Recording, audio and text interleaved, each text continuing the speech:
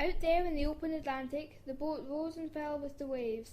As Columba looked out over the heads of his followers, he saw the green land of Ireland getting fainter and fainter and lower on the horizon.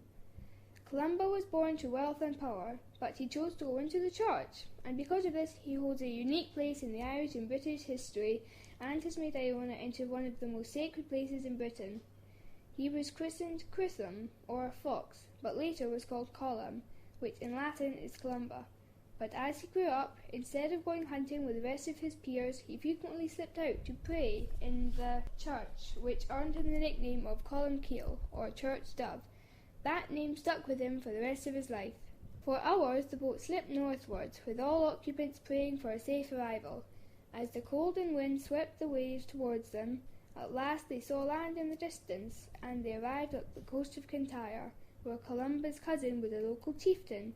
But when he climbed to the top of a ridge, Columba could still make out the hills of his homeland, and he decided that they must go further. They had to find a place out of sight of Ireland, where they would build a church.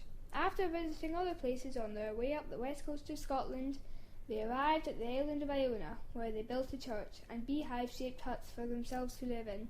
Their life must have been so uncomfortable with the winter gales and rain, but they made themselves suffer for their love of Jesus. Columba slept each night on a slab of stone that had a stone pillow for his head.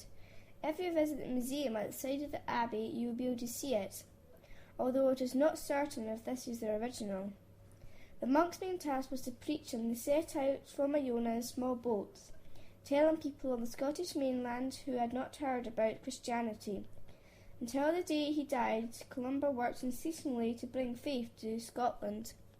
Many stories were told about him. He even foretold his own death, and was buried on Iona by the monks of the order he had founded.